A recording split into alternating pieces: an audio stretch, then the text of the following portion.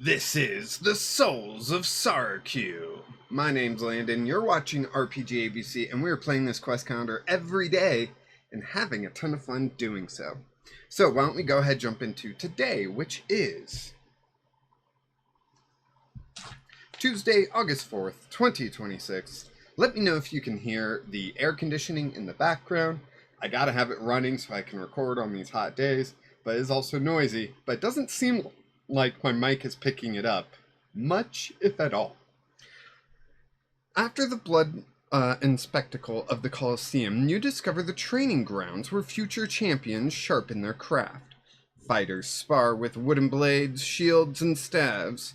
Their strikes carry less malice, but no less intent. Alright. Here the newcomers are trained just enough to put on a show before being sent to their deaths. Throga is nowhere to be seen within the camp, but a thought strikes you. If you want to reach the barbarian, the best way is through the arena itself. Facing her in the ring would not only give you a chance to confront her, it would humiliate her in front of the crowd and carve your name into the blood-soaked sands of the Colosseum. You approach the quartermaster and ask to join. He snares and points to the racks of practice weapons. Prove yourself in the pit. Show me you can survive the rounds. Choose your weapon. The practice weapon you choose will dictate your attack, damage, and defense just for this page. So we can do practice daggers, bamboo longsword, wooden short, or wooden spear. Of course, I think I gotta go with the daggers. I think that's been my melee weapon of choice up until I found this mace somewhere, I guess. Let's see. Staff. Oh, my previous level was daggers. That's more like a staff. And what was level 1? A couple daggers. Okay, so yeah. I'm gonna go with a couple daggers. So, my attack will be +4, my damage will be a d6, and my defense will be a +2. Prove your abilities. With surprising speed, the fighter pivots and delivers a swift strike to your ribs, the wooden edge thudding with bruising force. Alright, so we have to use our daggers here. We're going to have a +4 to attack. That is 5? 5. So that's 9. That is not enough. If we got a +4 somehow, let's check out our inventory. We do not have a combat tonic. Yeah, nope. Looks like we just whiff on that. So let's go ahead, roll our defense, which is +2. And we got a 2, so that's 4. So we will take 1 point of damage, taking the full damage, and we do not gain a gold for that. The fighter slams their wooden shield into you, the impact rattling your bones and driving the air from your lungs. Thought I was going to say body. Alright, let's see. Attack with +4. 17 +4 is 21. That is a hit. Damage is a d6. 2 points of damage, which is not enough to stun them. Although I could use, I'm going to Surge's Recharge. I'm going to use a Surge to do Toxic Fang to add a d4 to that, which is 4 damage, so that's 6 damage total. That is enough to stun. We'll move on to the next round. I do gain 1 gold for that, so I'm up to 40.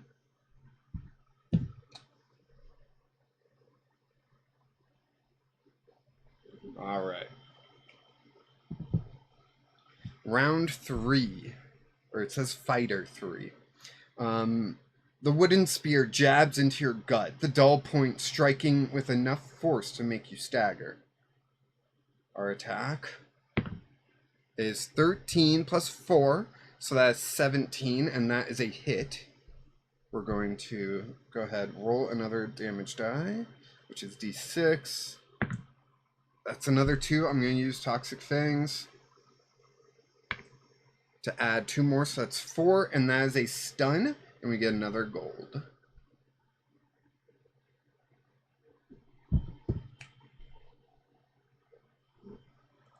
Alright, on to Fighter 4. The wooden sword clashes down on your arm, leaving a painful wet and a spray. A painful welt? There it is. It was an L, not an I. Welt and a spray of splinters in its wake. That's 7 plus 4 equals 11. That is not enough.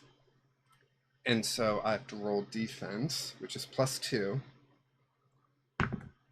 We roll 14 plus 2. That is 16. And that's enough for defense, so I take 0 damage. Fighter number 5. The spear shaft swirls in a wide arc, cracking against your legs to sweep you off balance. Alright. 17, that's plus 4. That is a hit. I only have 1 surge left. I'd love to hold it, but we'll see. It seems unlikely. I gotta roll a 6 here for damage. 4. I'm gonna do Toxic Fang using my last surge. That's 1. I don't even get the stun though. So I gotta roll defense, which is plus 2. 10 plus 2 is 12, and I'm missing the defense roll by 1 point. By 1 point. I have another ability that I could use if I had surges left. I had saved my surge for this instead of...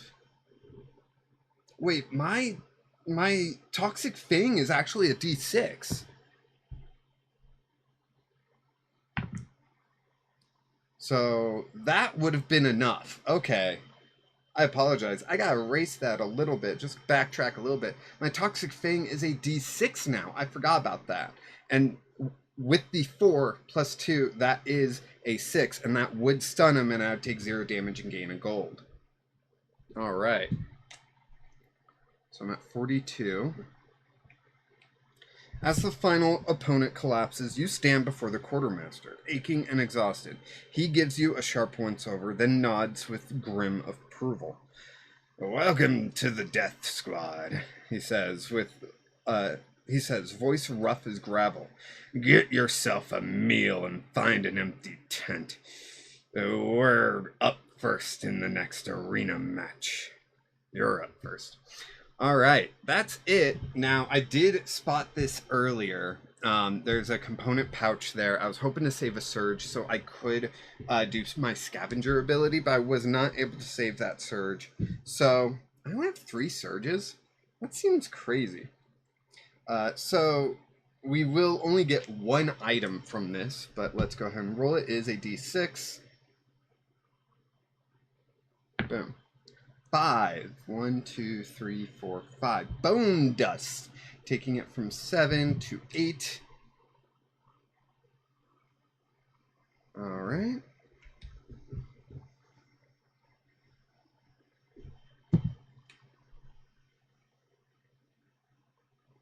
There we go.